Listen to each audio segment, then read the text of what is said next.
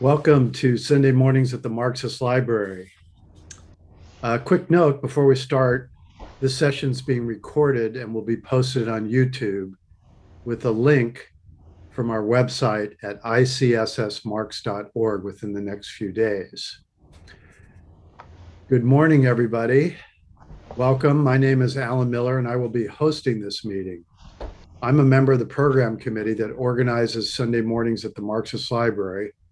And I would like to start off by saying that we always welcome input, feedback, and suggestions for topics and speakers. You can contact us through our website at ICSSmarx.org. In pre-pandemic times, our program was hosted at the Nebel Proctor Marxist Library located in Oakland, California, USA. During the pandemic, and probably afterwards, we will continue meeting on Zoom, although we solicit donations to support the work of the Marxist Library. In fact, good morning, good afternoon, and good evening, because we now have attendees from throughout the United States and around the world. For a decade and a half, Sunday mornings at the Marxist Library programs have been a platform for diverse presentations on a variety of topics, such as political economy, capitalism, socialism, communism, supporting struggles of the working class, the fight against imperialism, militarism, war, the environmental movement, and the fight for racial and gender justice. This is a comradely forum. The opinions expressed here are those of the participants, and they do not necessarily represent the ICSS or the Marxist Library. However, we are united in our respect for the work of Karl Marx, and we believe that his work remains relevant today. Our motto is taken from Karl Marx's 11th thesis on Feuerbach. The philosophers have only interpreted the world in various ways. The point, however, is to change it. Our session today is on the elections in Nicaragua, and our speaker is Rick Sterling, who was in Nicaragua as an official observer during the recent elections. Rick's report can be found at laprogressive.com, an article titled What I Saw Election Day in Nicaragua by Rick Sterling. Rick, who has spoken at the library before, is an investigative journalist based in the San Francisco Bay Area. He's active with the Task Force on the America and other organizations such as the Syria Solidarity Movement and the Mount Diablo Peace and Justice Center. The way we're going to conduct today's meeting is that our speaker will have about an hour for his presentation, during which time attendees will be muted. If you need anything, you can always communicate with everyone using the Zoom chat. After the presentation, we'll take a short break for announcements, followed by question and answer from session participants, and I will be moderating that session. With that, I'll turn it over to our speaker, Rick. So Rick, welcome. Thank you for coming today. Thank you very much, Alan. It's good to be here. I'll talk today about what I saw in Nicaragua, and then in general about the how there's debate on the left and what some of the arguments and counter arguments are. I've got some. I'll share a few photos that I took in Nicaragua on election day, and then I've got. There was a sizable delegation from North America. I'd like to show a 25-minute press conference that took place there. One of the speakers was Roger Harris, whom most of you know very well, and then we'll go from there. I've got a couple of other items, but I'd like to start by sharing a few photographs that I took in Nicaragua. So I hope that you can see that. And this is just typical. We were in the province of Chontales, in the small city of Huigalpa.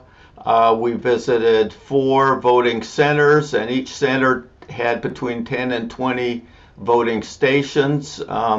This was about 6:45 in the morning.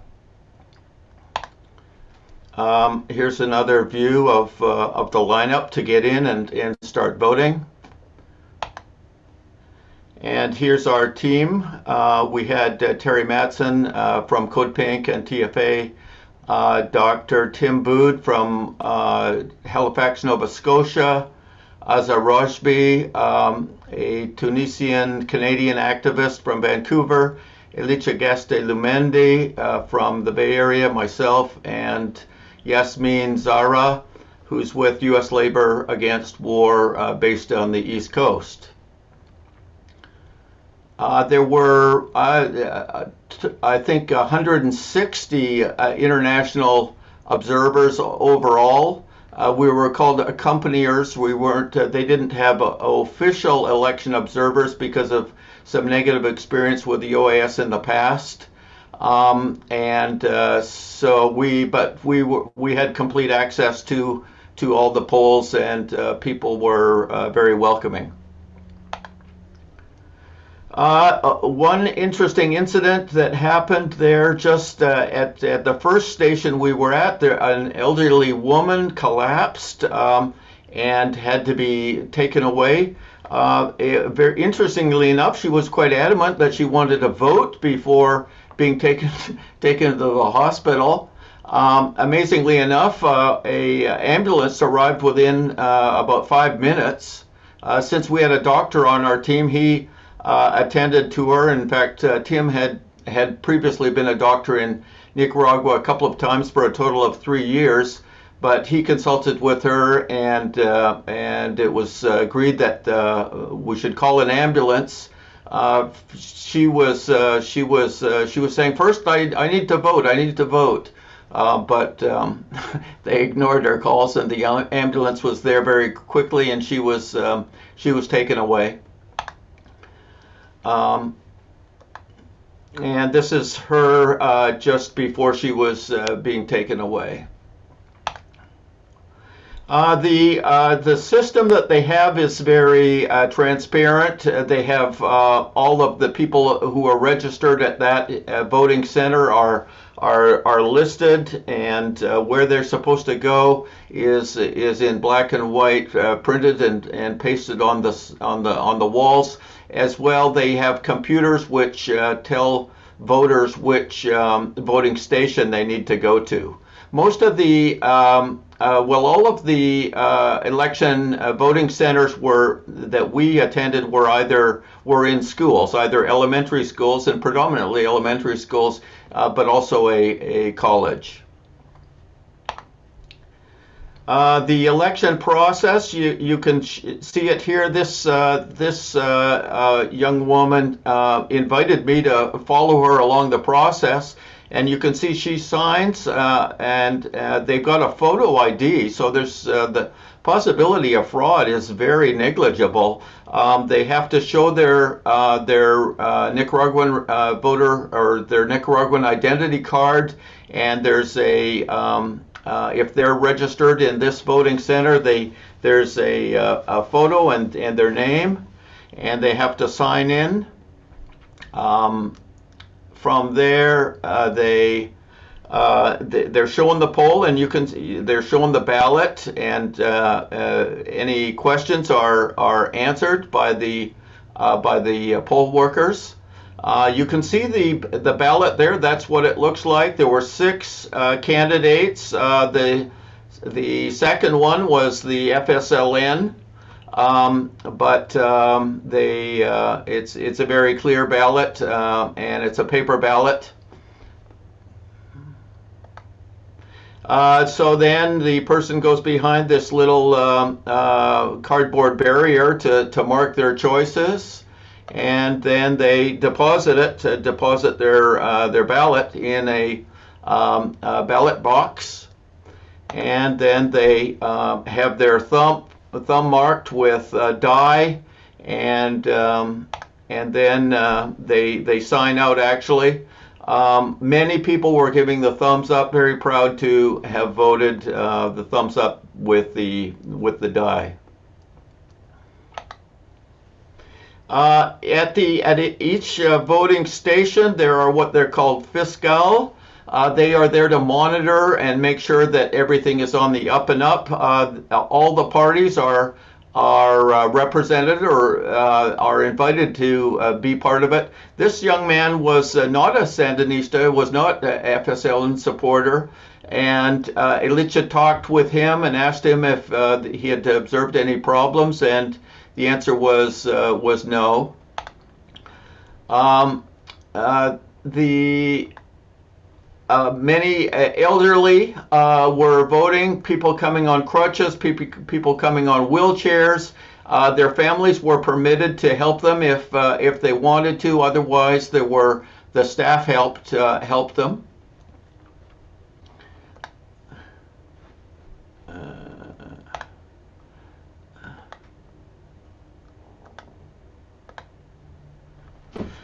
This is the entrance of the voting center, where the citizens' identity card is examined, and they are told which voting station to go to. This is all computerized, and it seemed to be very fast and efficient. Much more efficient than everybody going and looking on the walls at the printed charts, although that was available too. Here's a director or a co-director of one of the voting centers. It's interesting that they have gender equality is very extensive in Nicaragua. They have equal participation in all the voting process of men and women. There are two co-directors, one man, one woman at each voting center. These were the co-directors at another voting center, this young man and young woman. And we can see here the staff at this voting station. It's really remarkable how many people they had working on the election. At each voting station, there were about 10 people altogether. What with they called them electoral policia, who sprayed, who did disinfectant spraying and assured everybody was, everything was going properly. They had these, the CSE stands for the Supreme Electoral Council. You had 3 of these people. You had the fiscals. You had approximately, and then approximately 10 people at each station. And as I was saying, there's 10 to 20 stations in each voting center, and over 3,000 voting centers throughout the country. So it's I saw one estimate of over 200,000 people were working on the election.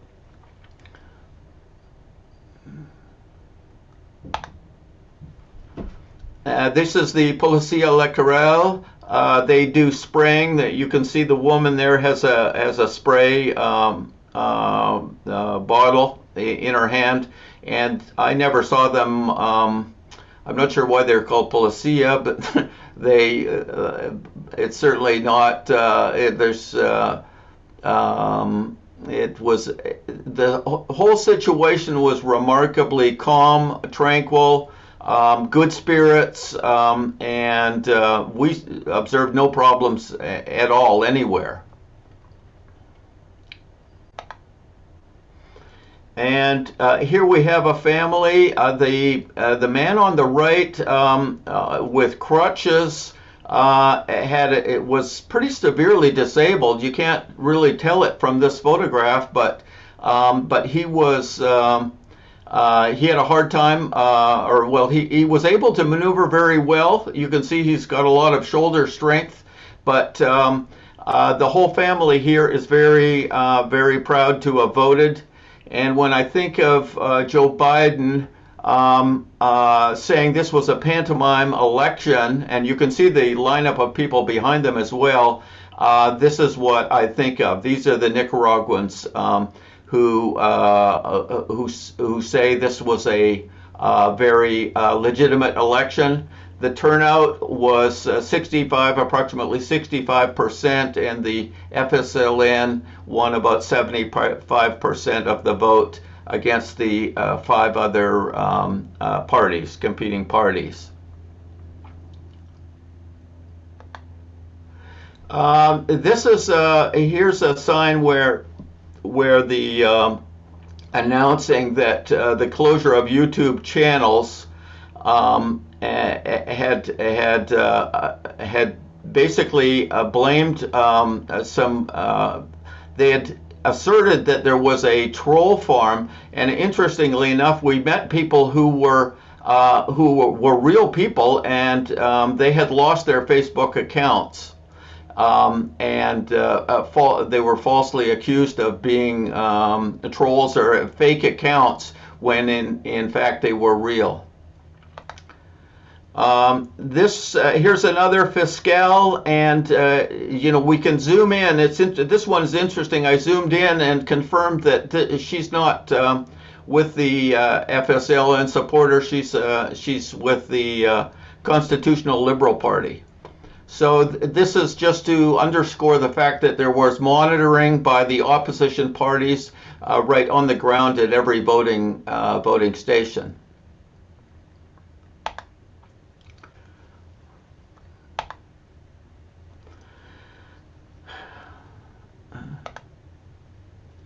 And another proud voter. This man's. The people were very. I've observed several elections. I've observed elections in Honduras as well as Venezuela.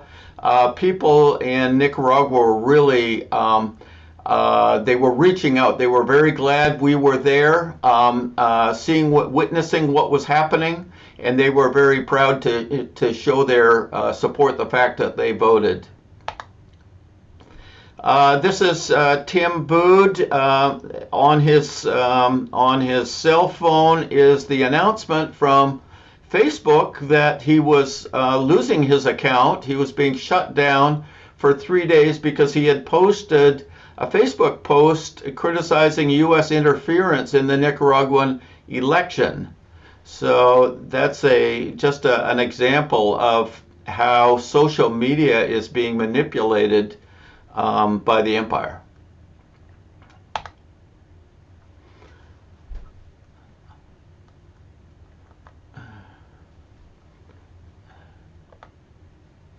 Okay, so I think I'll leave it at that for in terms of the photographs of some photographs of what I saw. We visited 4 different voting centers. We stopped off in 5 or 6 or 8 voting stations in every center. We had a good sample in that area, and of course there were people in all parts of the country, and that was so I think we got a very good survey of the election in Nicaragua. So now what I'd like to do is go to the press conference that was organized in Managua when we returned.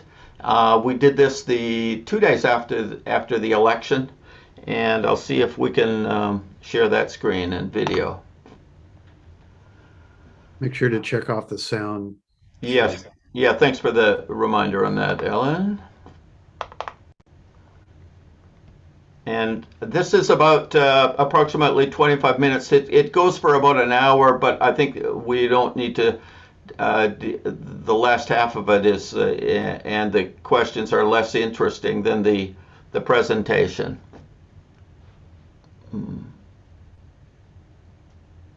Welcome to the English press conference of North Americans reporting back from our experiences as accompaniers of the 2021 election here in Nicaragua. Thank you all for being here, and good afternoon. My name is Allison Bodine. I am one of a 2-member delegation from the Fire This Time movement for social justice in Canada. And it is my honor to be here with the elections accompaniers from many different countries, presenting our findings and really explaining what we saw from the streets of the Nicaraguan people on election day on Sunday. On Tuesday,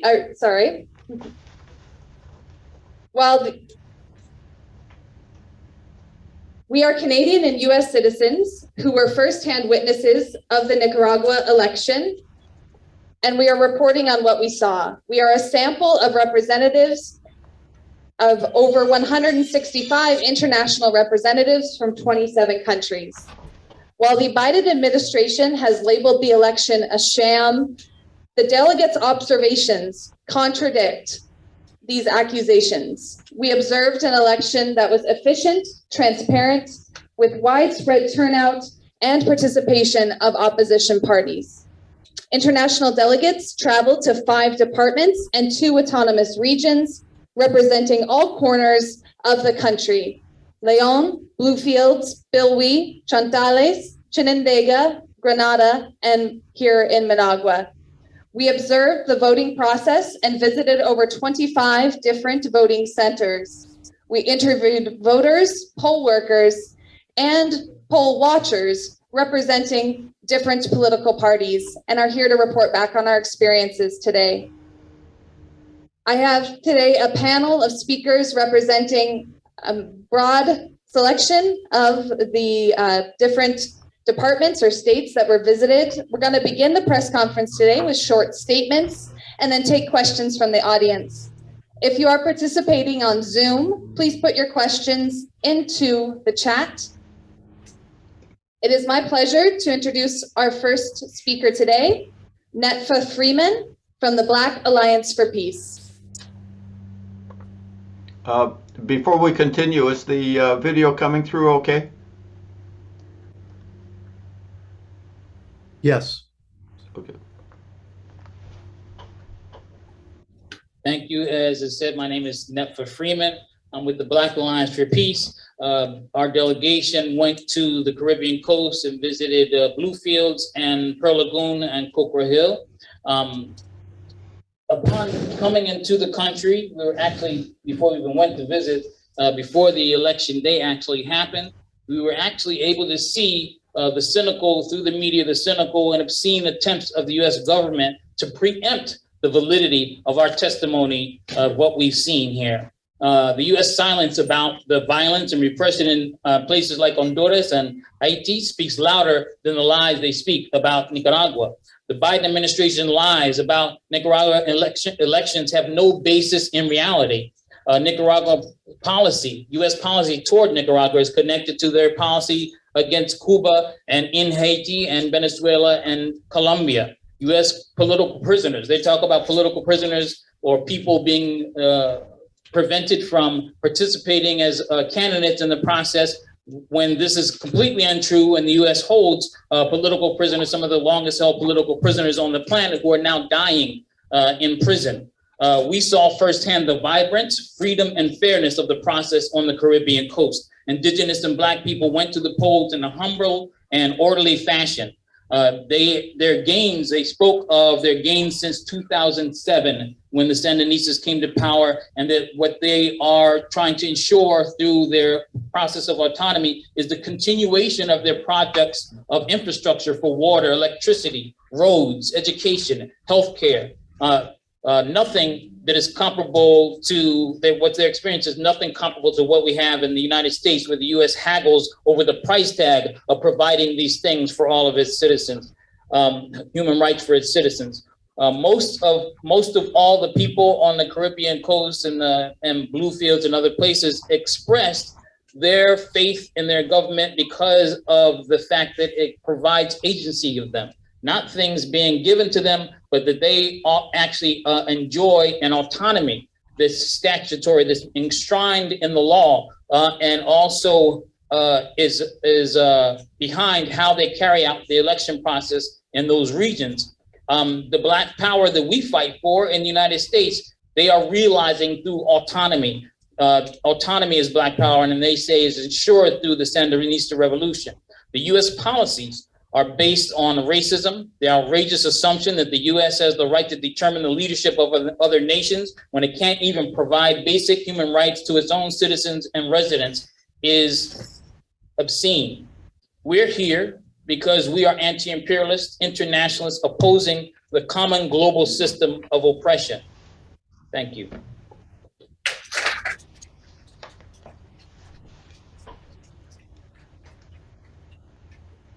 Now we have MB Grimes from Friends of the ATC.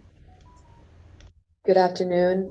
My name is MB Grimes, and I'm here representing Friends of the ATC, which is a solidarity network that supports the work of the Asociación de los Trabajadores del Campo, or the Rural Workers Association here in Nicaragua. I've been interning here for Friends of the ATC for the past 2 months, learning the reality of the lives of Nicaraguans here leading up to the elections. And our group, we had 12 members from North America, as well as members from countries in Honduras, in Panama, Dominican Republic, and Venezuela, representing CLOC Via Campesina, that makes up the International Peasant Movement. We had the privilege of visiting Granada, and here we visited 4 voting centers. We were warmly greeted at each center, invited to openly observe and freely take pictures, asking questions. What surprised me the most was the level of tranquility I felt at each center, a stark contrast to what I've experienced in the United States. Everyone was relaxed and willing to chat for as long as we had time for there. Not only was the process efficient, but it was transparent, and I felt like the Nicaraguan workers genuinely wanted to show us every step of the process to change the narrative that exists in mainstream media about the elections in Nicaragua. As a young adult observing these elections, I felt a strong presence of youth at the voting centers, which is absolutely critical moving forward for the future of Nicaragua. The entire process was smooth, and I feel grateful to have experienced this opportunity, something I never feel like I will experience in the United States, which is a sad reality. But I would like to genuinely thank the people of Nicaragua. These past 2 months, I've experienced the kindness, the generosity of the people of this country, and I continue to experience this throughout this week. And I would also like to thank the Supreme Electoral Council for organizing this week's activities. And I can say on behalf of my group that we all had a very strong, profound, and impactful experience here this week. Thank you.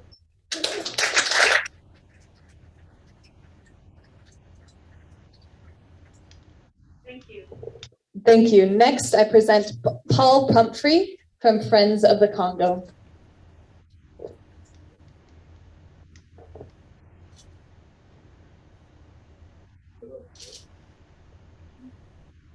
Okay. My name is Paul Pumphrey, and I am on the board of Friends of the Congo, which I've had the opportunity of observing elections in the Congo, as well as in Haiti. And I'm happy to have had the opportunity to do the same here in Nicaragua. One of our biggest concerns is that when the President of the United States makes a statement that elections aren't free and fair here in Nicaragua, I can only think of how many states since the last election took place in the United States that they have changed the election laws, making it more difficult, especially for people of color, to vote in the United States. And yet, when I'm here and I'm talking to people, even from the opposition party, one of the things they constantly said was that any type of embargo hurts all the people here in Nicaragua, and that they were opposed to the United States suggesting embargoes against the people of Nicaragua. And the people of the United States need to be clear that we need to clean the act up for voting participation in the United States before we start throwing eggs at other people's countries. Here in Nicaragua, I saw a free and fair election. I talked to many people who were not a part of the Sandinistas party, and yet they themselves said they were willing to accept whatever result happened in this election. And I would hope that the people of the United States demand that its government follow suit with the people here in Nicaragua and accept whatever results comes from this election. Thank you.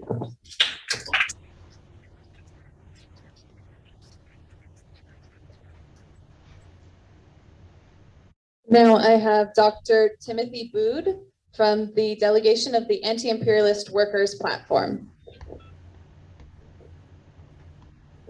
Okay, just to correct that, I actually I am here with the Code Pink delegation.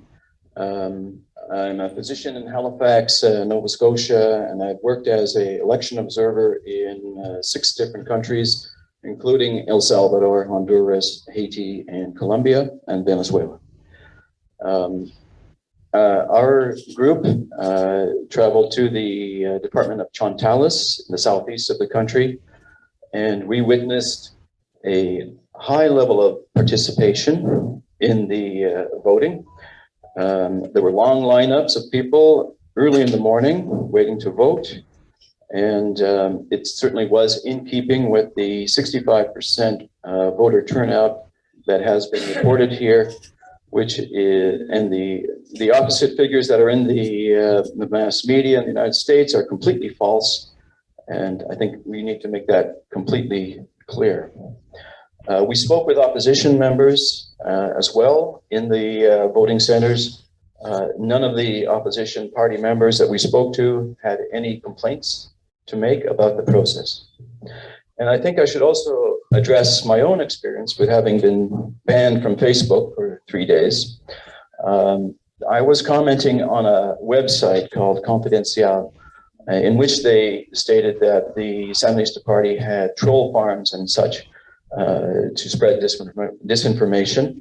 I think it's important to state that it's completely false. And in fact, the extreme irony of the situation is that the United States employs troll farms throughout the world to influence elections and to overthrow governments, such as the attempt to overthrow the government of Nicaragua in 2018. And they continue to use these troll farms here to attempt to influence the election.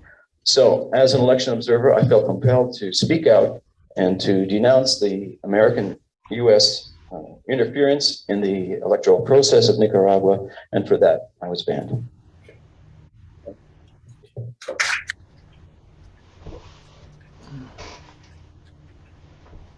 Thank you. Next, we have Craig Pasta Jardula, who is a journalist based in the United States. Thank you very much. First off, I'd like to thank the delegations that came out to do such great work here, work nonstop, the foreign ministry that gave us access to everything. But more importantly, the people of Nicaragua who opened up this process to us. It was really, really important. And it's not just important for the people of Nicaragua, but it's also important for people of the world. Because for any democracy to thrive, we must have fair, transparent, trackable, and verifiable elections. It's uber important. And I'm not going to harp too much on any type of politics, but I want to concentrate on the process itself. I didn't really care who was on the ballot. All I cared about was the framework and the process in which we saw to see that it was a fair, transparent election. And every step of the way here in Nicaragua, that's exactly what we got. From the registration process down to the fluidity of the voting process. We, in fact, clocked a voter who got in and out in 8 minutes and 43 seconds. And that was a long time, in fact. Could you imagine in America, which we saw in California with the California primaries, people waiting 5, 6, 7, 8 hours just to vote? We didn't see that in Nicaragua. And everything was great even down to the tabulation process, where we had multiple parties in the room to assure integrity. The whole step of the way, which chain of custody, because that's something that we really saw that was great here in Nicaragua. It made this election a home run. The chain of custody is very strong here, including the fact that in Nicaragua, we have something that is awesome that a lot of countries need to adopt, which is where the vote is cast, it is counted. That assures a strong chain of custody. And regardless that we heard a lot of misinformation when it came to parties being jailed and not being able to run on the ballot, which was so untrue. We understand that a lot of these parties received money from NGOs and they didn't want to declare where they got their money from. we saw one of the cleanest processes here in Nicaragua. It was definitely a home run. So I'm just gonna keep it short and simple and talk about the fact that Nicaragua has a great chain of custody. And a lot of countries need to look at that and adopt that, because that's what made this election right here in Nicaragua a home run. Thank you very much.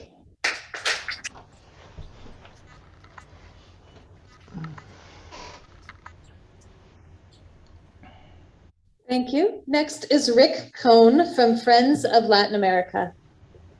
Hello? Yes.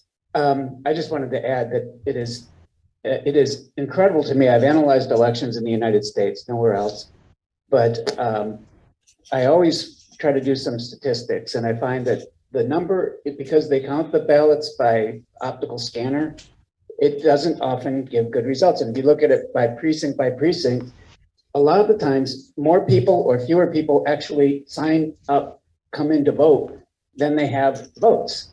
Now, how can you imagine, you know, in a polling station or precinct, if 800 people sign in to vote and they get 1,000 votes? But that happens in the United States, and we can see that. And then they don't investigate it; they just use the scanner. So these things are broken. We saw one where more people voted in one polling district. More people voted in PG County than were registered voters in the entire polling place. So they have like 50% more, and they all voted for Hillary Clinton except 2 people. Okay, it's very strange. So that could not happen here. You can't, because of that chain of command, as he said, it would be absolutely impossible for the number of people showing up to vote to not equal the number of votes cast, because they count the ballots before and after. They keep track of that information at each and every precinct. So that is totally taken care of. And, you know, and it's counted by hand, the paper ballots. It is absolutely secure, absolutely. And it's amazingly secure. I have never seen an election that I have analyzed that looks as tight as this one. So I wanted to speak just a little bit, though. A group of 11 of us went to Bilwi on the Caribbean coast. And in the United States, one of the things they'll use to say this election is fake is that, a high percentage of people voted, and a high percentage of people voted for the FSLN. And that can't happen, because American politicians, that would never happen. So I wanted to say something about why the voters told us they were voting. They told us that basically they had 2 Category 4 and Category 5 hurricanes last year, and the government came and saved their lives, saved many, many lives. And, you know, people have trust in that government. And then the government came and it made sure the electric was on. In Puerto Rico, from a year earlier, electric still isn't working, because they, you know, are making money selling electric, but it still doesn't work.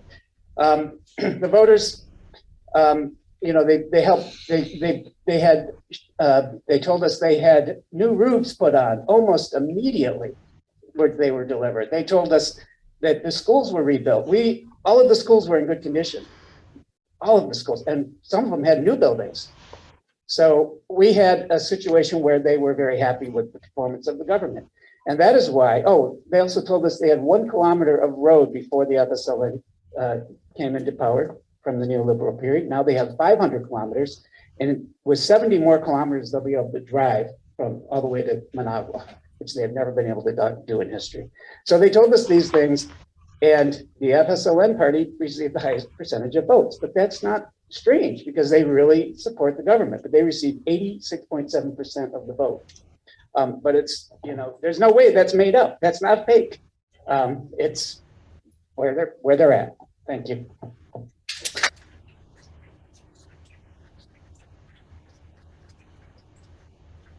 Thank you. And for a concluding statement, we have Roger Harris from Task Force on the Americas.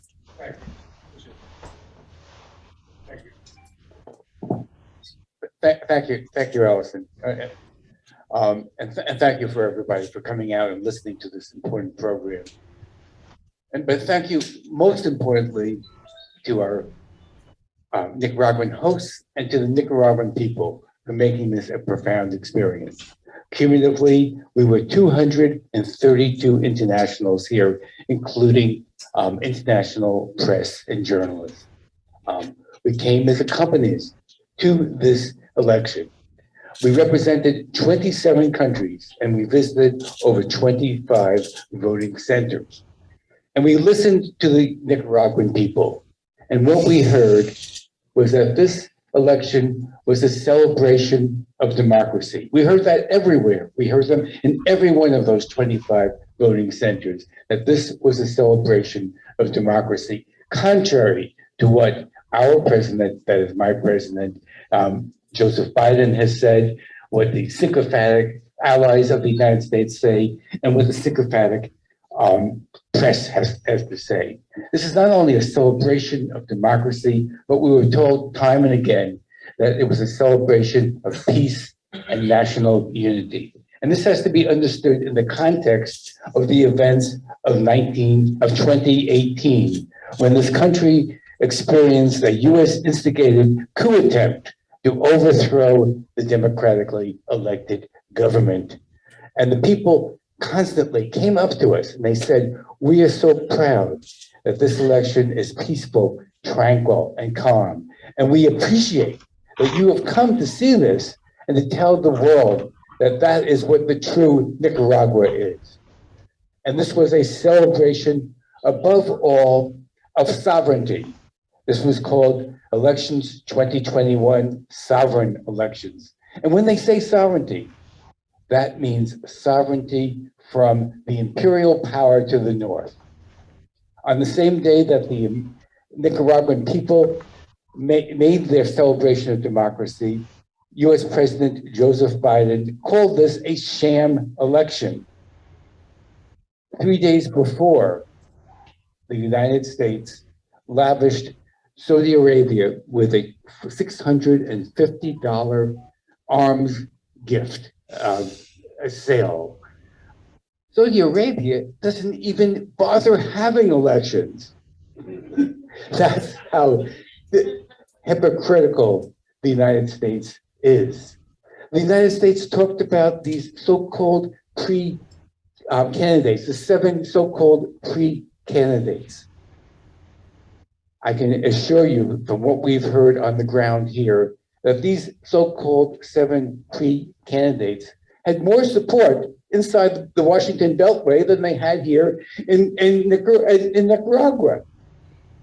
The United States claims to support democracy, but in fact, the United States has never supported democracy in Nicaragua. In 1912, the US Marines occupied this country, and they didn't leave until a dictatorship was set up to do the bidding of the imperial power. Joseph Biden had the nerve in his statement of November 7th to say that the government here is just like the Somoza dictatorship. But if it were just like the Somoza dictatorship, the United States would be supporting Nicaragua rather than trying to overthrow it. History tells us that the United States supported and nurtured the Somoza dictatorship. And then when the dictatorship was overthrown by the Nicaraguan people led by the Sandinista revolution, the United States funded the former Sandinista National Guard in the form of the Contras. And the United States has forever been trying to overthrow Nicaragua. And that is why they call this a sham election, because it is the will of the people that have been spoken, but the United States wants to overthrow that in a regime change program. So we demand, as internationals, that we recognize the sovereignty of Nicaragua, recognize the elections, and to end all unilateral coercive measures against the Nicaraguan people. Thank you very much.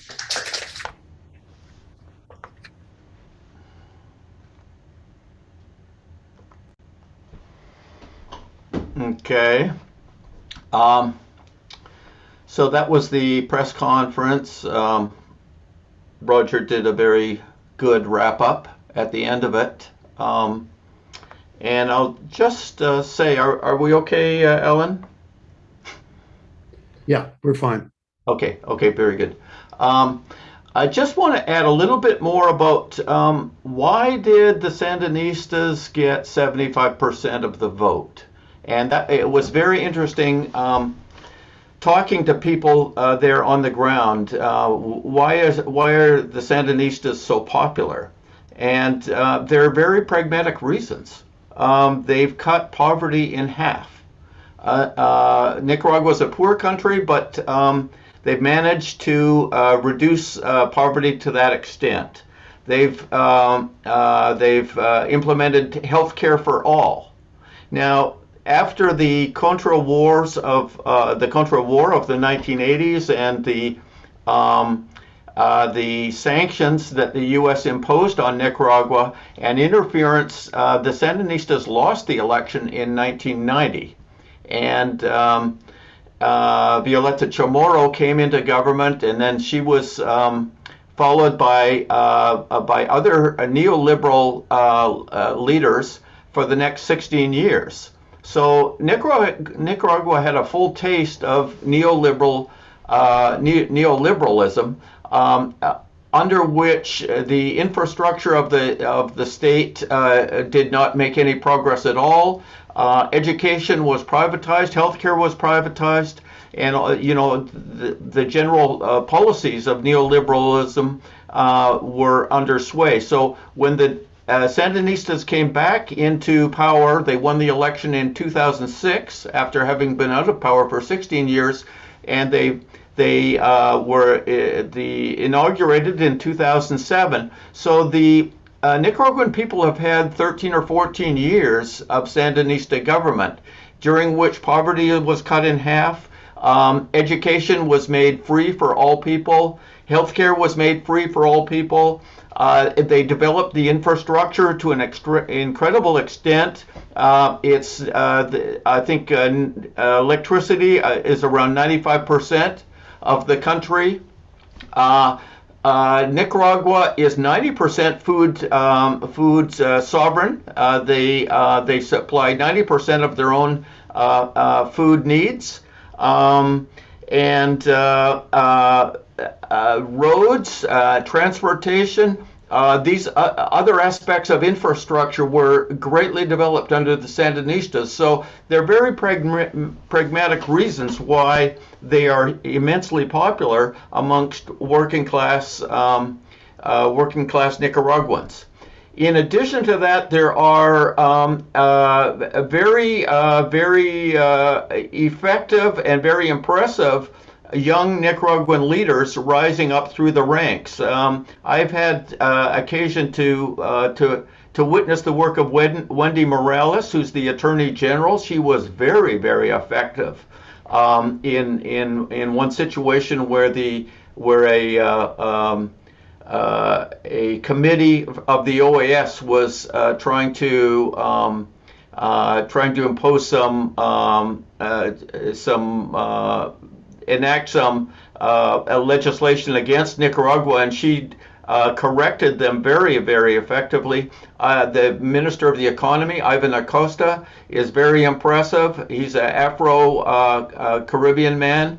So there's very impressive young leaders rising up through the ranks.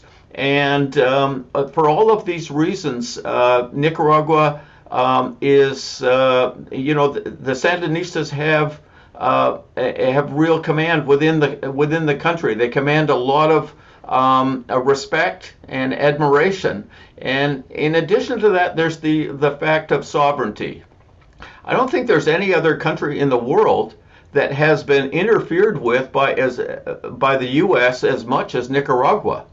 From 1856, William Walker, when he declared himself to be the president of Nicaragua and then proceeded to try to turn Nicaragua into a slave-holding state, to the invasion of the Marines in 1912, they were there for decades, and then they passed on power to Somoza, the Somoza dictatorship, and then the financing of the Contras, of course.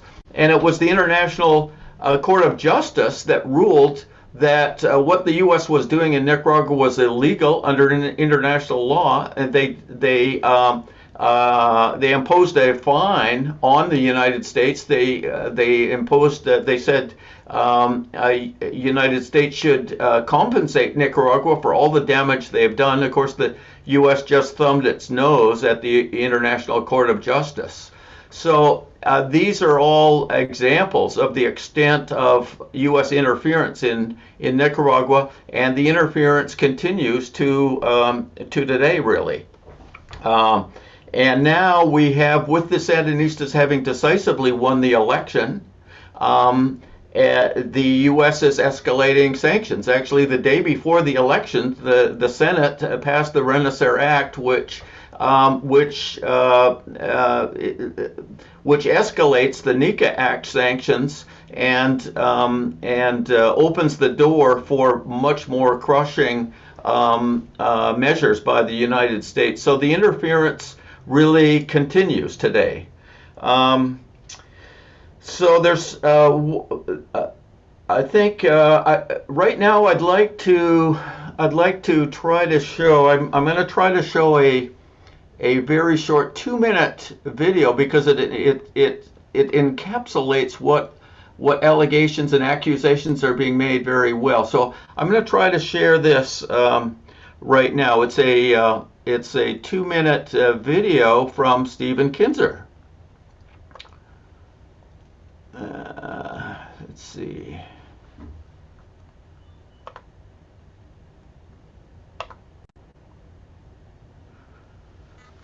Okay.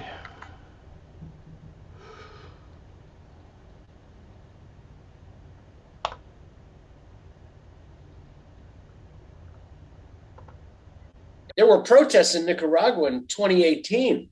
More than 300 people were shot dead by police and thugs wearing ski masks working for Daniel Ortega. It was the bloodiest outburst of state repression in Latin America in the whole 21st century. Nothing like this had ever happened in Nicaragua before. Then, as the presidential election scheduled for this month approached, over the summer, Ortega had all the people who announced they wanted to run for president arrested, and they're all sitting in jail now. So those of us who lived in Nicaragua, who even knew Daniel Ortega, who had great hopes for Nicaragua, are in real shock now. We can't believe this happened. How can it be that all the best people in Nicaragua are in jail and this thug and his wife have taken over the country without any real prospect of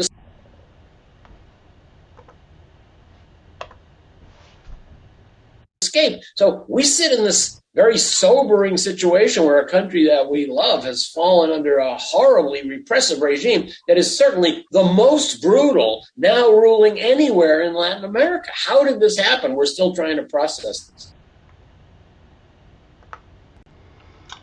So that one's very nice because it's very short and it kind of it encapsulates what a lot of allegations are made. And we probably all know some people who believe that, believe that as Stephen Kinzer does. I had some email exchanges with Kinzer in the past since we've both written on Syria, and his position on Syria is very good for a mainstream journalist. So I was surprised at his position on Nicaragua. When I talked to Nicaraguans and people who live in Nicaragua, they said they were not surprised. In fact, Nan McCurdy, who writes Nika Notes, told me that during the 1980s, they hated Kinzer almost as much as Ronald Reagan. So that's a measure. Kinzer at the Times was writing for the New York Times, and his articles must have been really, really bad and really distorted for Nan to say that. So I think he's totally off base on this. I think he's probably got some friends from the elite who have heavily influenced him. I don't think he's been back to Nicaragua for quite a few years. if he was to go to Nicaragua and talk with people, talk with a range of people, I think he'd find out his impressions are incorrect. When I think about all of the people that we witnessed, very proud to vote, and talking about the reasons they were voting for the Sandinistas, it's very persuasive. So I think we need to balance the few people who hate Daniel Ortega for various reasons with the opinions of the Nicaraguan people. It's those people that we need to listen to and respect. It's a bit of a class issue as well. The good things that the Sandinistas have done under the leadership of Daniel Ortega, they have really positively impacted the Nicaraguan people. So I think that's the reason for their success. There's one other little video that I'd like to present, if I can bring it up here in a moment, and then after that we'll take some questions. So I'm gonna. I was not able to. Well, let me try to get this one that I think you'll find it also very interesting. It's just a 4-minute video.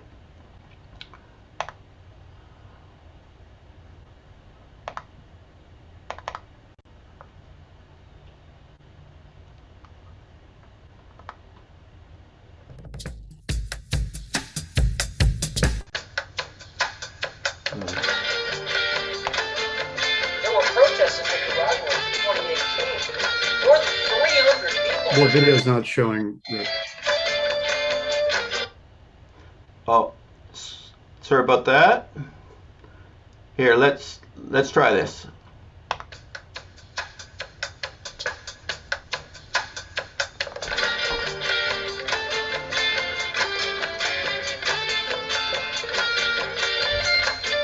You're not showing the video window.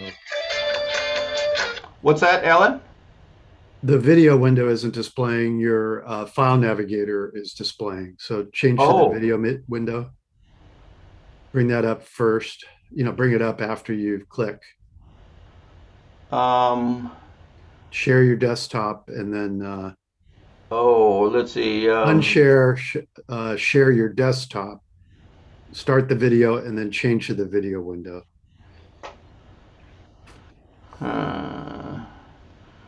Your sharing screen is paused. Okay, let's try this.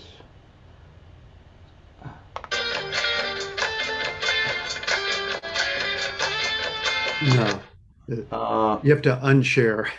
I'll stop your share. Okay, I can do that. Okay, now let's start your share. Share the desktop. Okay, I think I think this should do it. Okay. Does that show it now?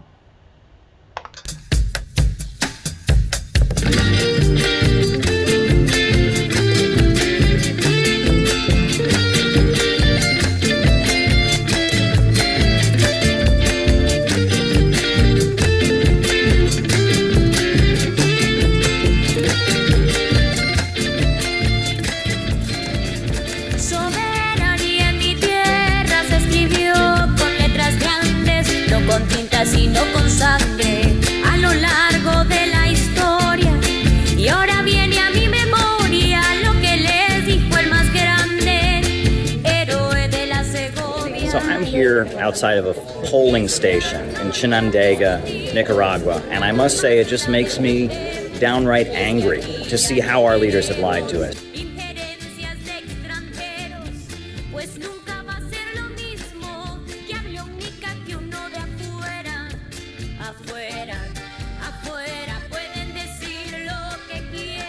It's election day, and today is a Sunday.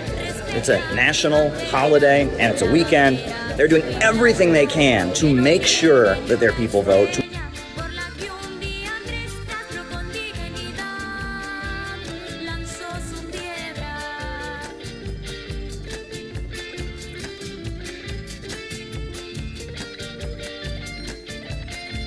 The United States, we have our election on a Tuesday, and there's lines around the block, people voting before work, voting after work. There's every barrier created.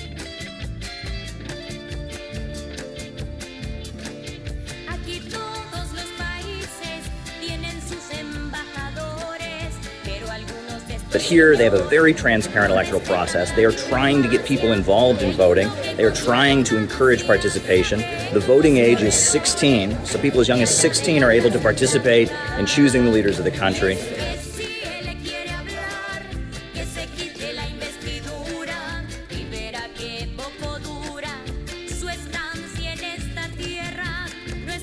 United States, if you so much as question the electoral system, you can have your Facebook taken down. You can have your YouTube channel taken down. You can have your social media censored just for questioning the U.S. electoral process.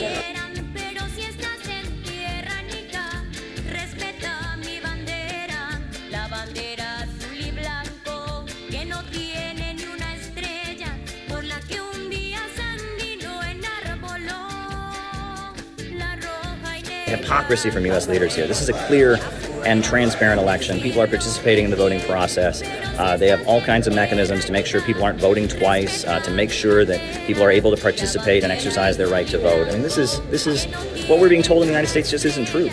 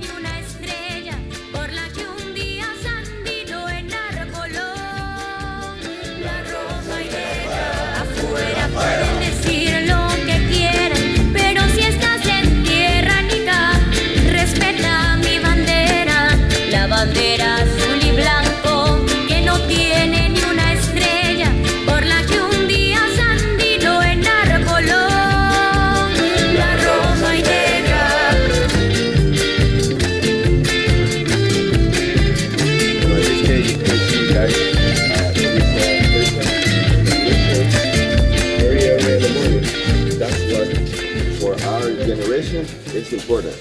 The example of the life that everything is possible when you live in a democratic, peacefully country like Nicaragua. Más salud, más educación y más vivienda para los pobres.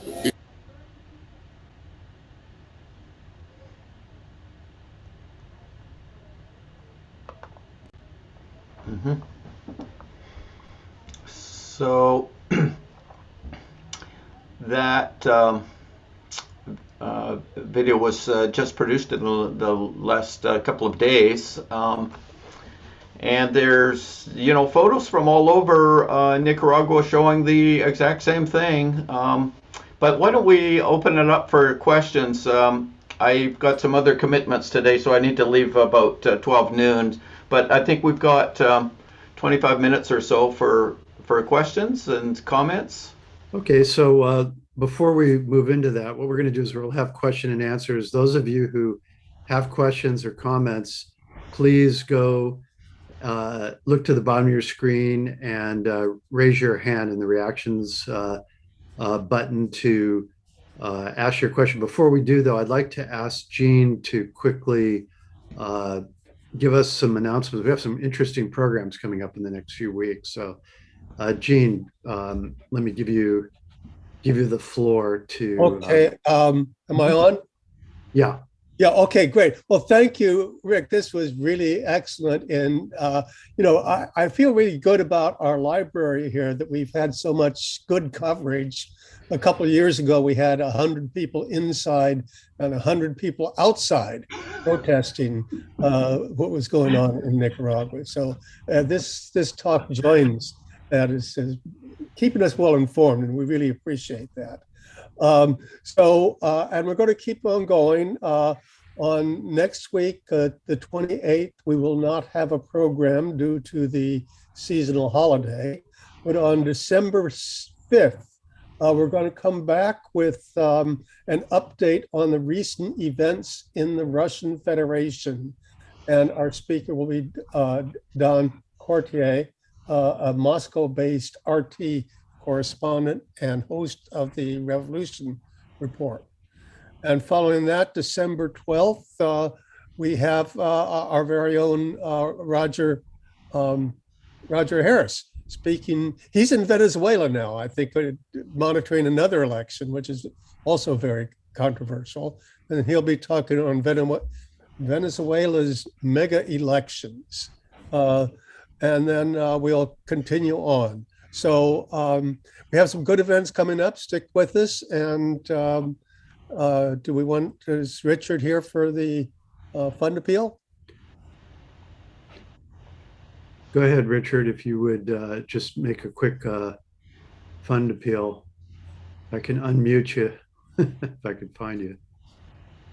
Well, I don't see him on the board. So people who are interested in contributing to the library, to the ICSS Sunday morning program, can go to our website, icssmarks.org, and there's a link for how to contribute to help us support putting on these programs. So why don't we move into the question and answer part of the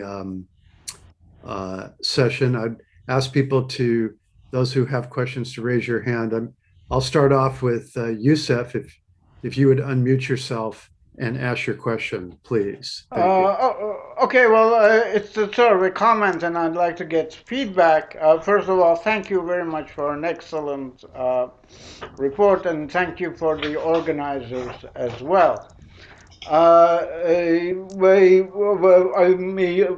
like to emphasize that, first of all, in the US, we don't have really a choice, whereas in Venezuela, Nicaragua, there is actually a choice of parties. Here,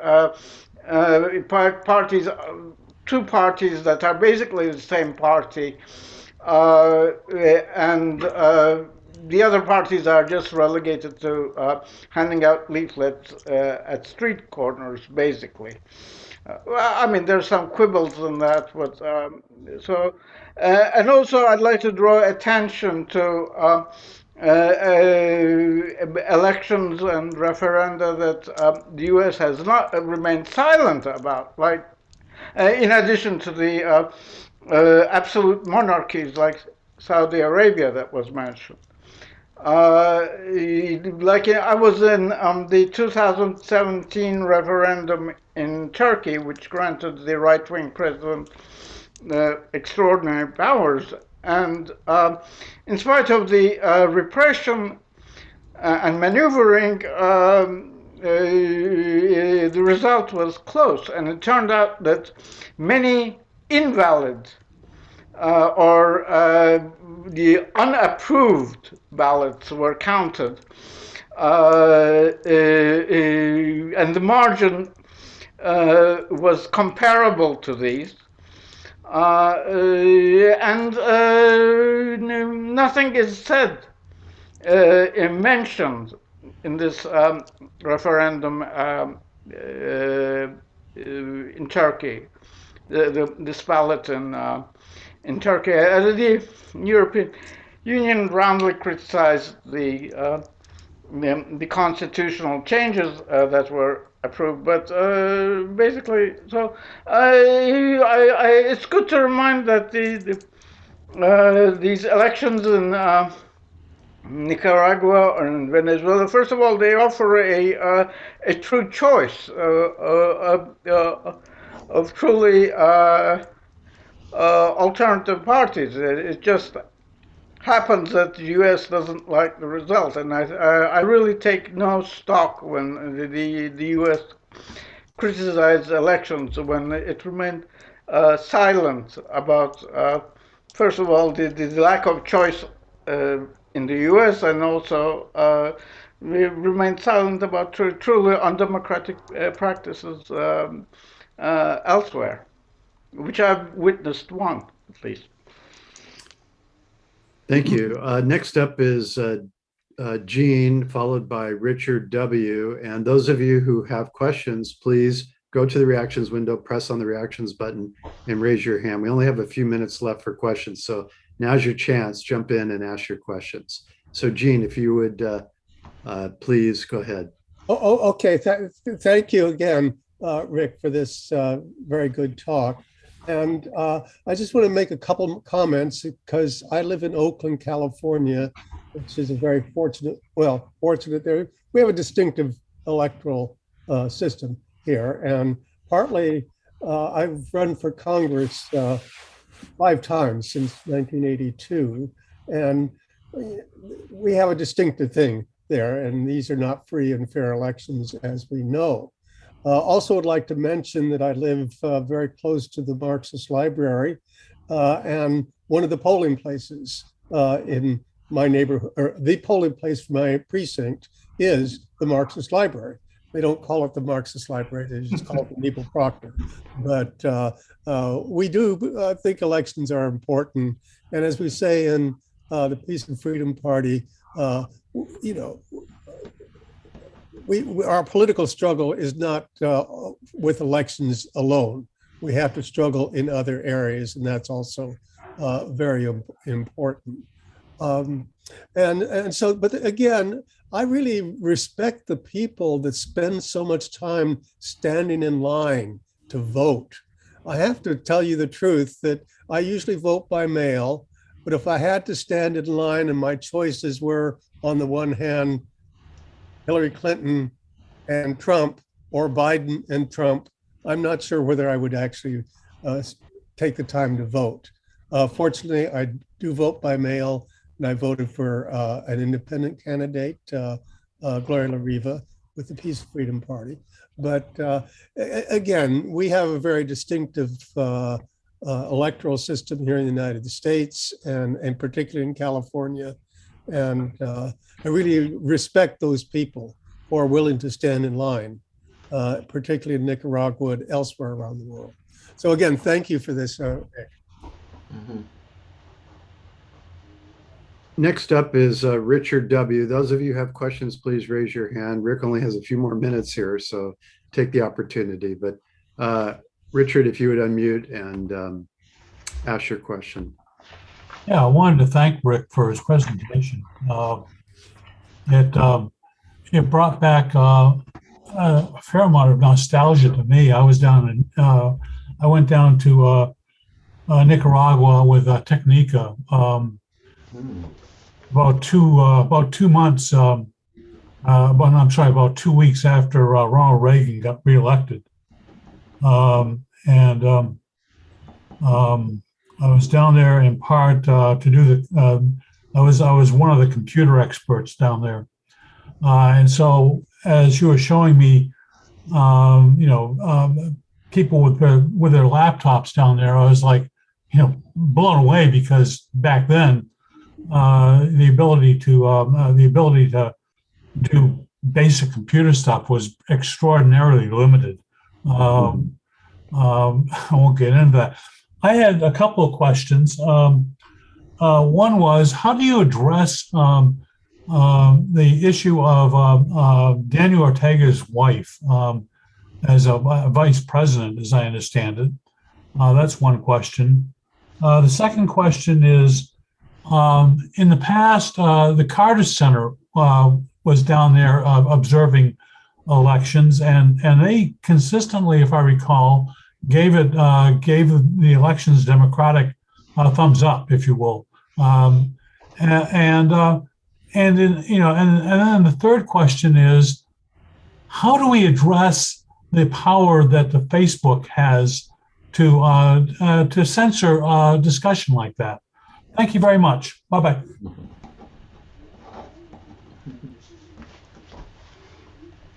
Shall I? Yeah, go ahead, Rick. Yeah. Regarding Yusef's comment and question, I totally agree regarding the hypocrisy of the U.S. It's interesting that tens of millions of dollars from the U.S. have gone to quote unquote pro-democracy groups in Nicaragua. And I think it's just, Roger Harris had a great comparison contrast with Saudi Arabia, where the U.S.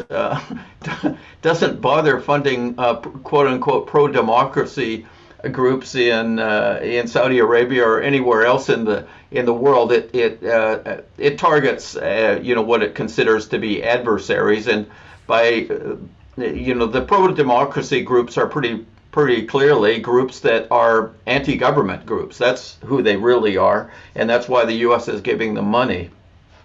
Regarding Gene's comment about standing in line and so forth, I think, yes, it is impressive. I respect people in this country who do that, who are dedicated, who believe their vote counts.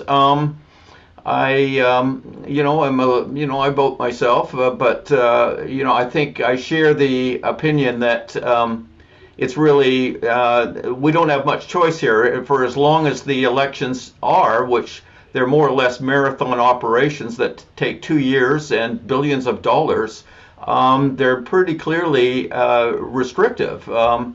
So I think the Nicaraguan example is very truly more democratic.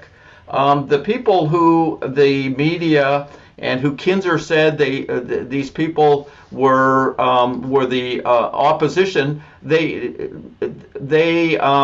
it was after they were arrested that they claimed to be running for office. So that's and then they weren't the leaders of any party. And then they were basically receiving, they were basically U.S. agents or contractors. Almost all of the people who are being featured as opposition leaders who are under arrest or are being charged with crimes were receiving money and were in violation of the Nicaraguan equivalent of the Foreign Agents Act, which is very similar. The law in Nicaragua is very similar to the law in the United States. You can't receive money from a foreign government and operate without disclosing it. So there's very little credibility to all of these cries and claims in that regard. Regarding Richard's comment, kudos to you for going down to Nicaragua with Technica. Just a few days ago, I heard about another Technica volunteer from the 80s who has retired from his professional job, and he's talking about going back to Nicaragua and resuming where he left off. So that's very, very good to hear. Regarding Rosario Murillo, there's different opinions on that. I know Camila Mejia, when he spoke at the Marxist Library at that event in 2018, he said he was kind of embarrassed by it. On the other hand, I've talked with people who know her and say she's extremely sharp, and she's very adept, and that she's a good vice president. It's interesting that the Nicaraguan, the president, vice president, there's gender equality there. One man, one woman. If you look at the ballot, there were men running for president, but the vice president candidate was a woman in every case. So I don't have enough knowledge to have an opinion whether that's a good thing or not.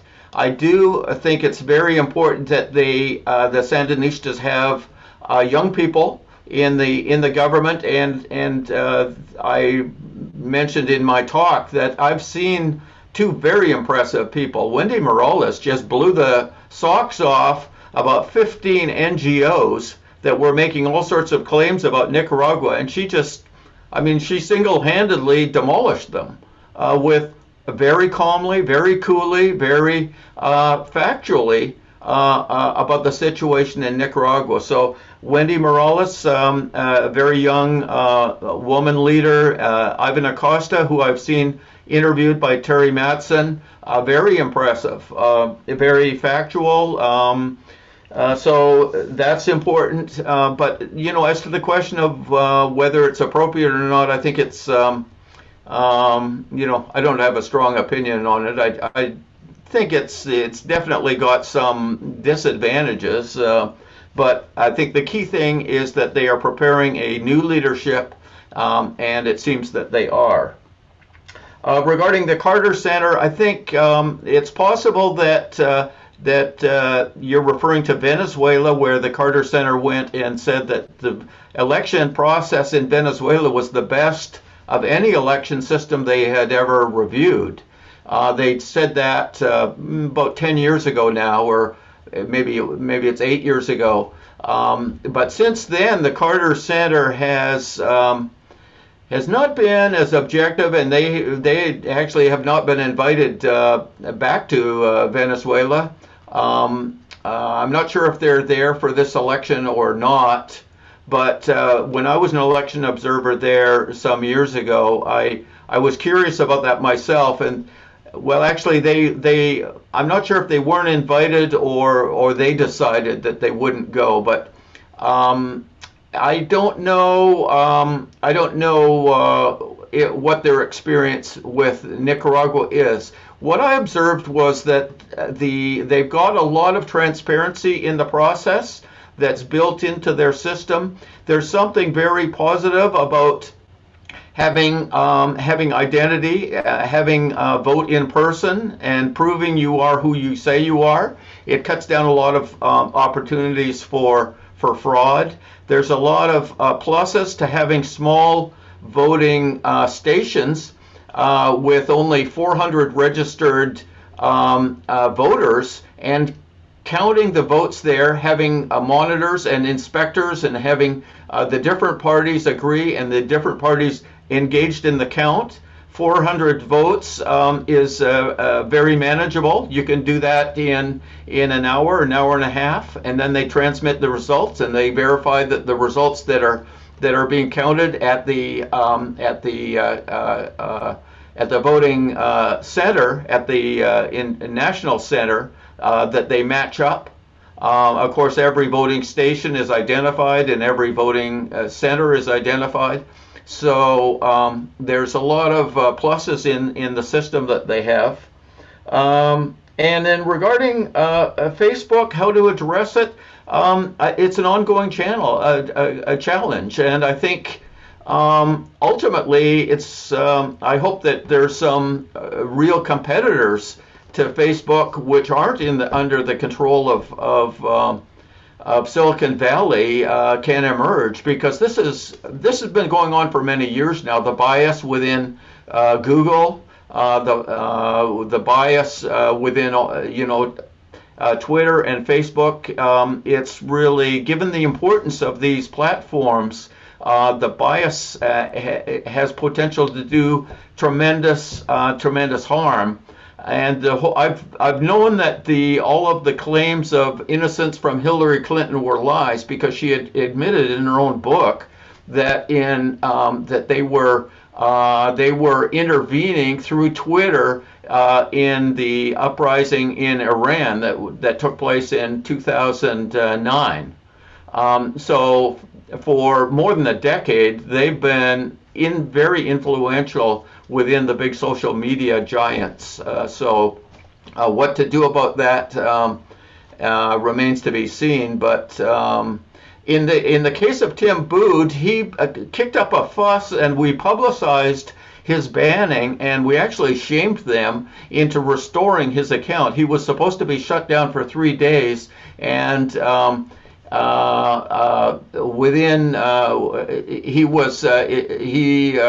Facebook account was restored 24 hours later, and I think that was because it was such an egregious example, such an outrageous example of their censoring people. Okay, I think that it's about time. I know Rick has to go. I just wanted to thank him for his work and for coming to the Sunday mornings at the Marxist Library to speak. It was very informative, very well done presentation. And I would also like to remind people that next week we will not be having a program. The week after, as Jean mentioned, we have this young man, Don Courtier, who is a Moscow-based correspondent for RT America, and a very interesting, he's a young guy who is bilingual, Russian, US, Russian studies major here in the United States, and has interviewed lots of different figures, including the head of the Communist Party of the Russian Federation on RT. He's also putting together a documentary on what's going on in the Donbass.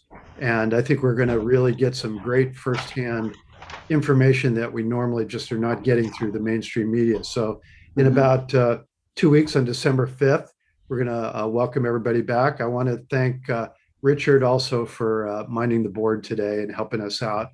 And check out our website where we have posts for all of our upcoming and past presentations. You can watch videos. We'll have this one up in a few days. And just want to thank everybody. We're going to stick around for a few minutes afterwards. Alan, if I could, Alan, if I could add a couple more things before I do go. First of all, a big shout out to the library, because I think you're doing fantastic work and really insightful programs. So thank you for that. And of course, I remember very well what Jean was referring to when Camilo Mejia came, and we had a packed house inside and a lot of people on the street. And that was a very important program and exposure of what was happening in the 2018 unrest in Nicaragua. The other thing I wanted to say is for people who want to get more information, I have a couple of recommendations. Ben Norton has been doing tremendous work at the Gray Zone. Basically, Ben Norton, John Perry, and Nan McCurdy are doing tremendous work, and look up them if you're interested. They're doing outstanding articles. And Tortilla con Sal, the website Tortilla con Sal is outstanding. The Gray Zone is outstanding, and Nika Notes. Anybody who wants to know what's happening in Nicaragua needs to sign up for the free publication Nika Notes, and you can do that through the Alliance for Global Justice. If there's any further questions, don't hesitate to email me. And thanks for coming out today, and it was a pleasure to be here. And let's struggle on. La lucha continua. Rick, how do you spell Nika? Nica and Notes. Okay. Nika Notes. No, I got you. Thanks. Yes. Hi. Okay. Yeah. Bye-bye. Okay. I'm going to stop the recording now. We're going to stick around for a few minutes. And thanks, Rick. And hopefully we'll see you guys back in a couple of weeks. So I'm going to stop the recording.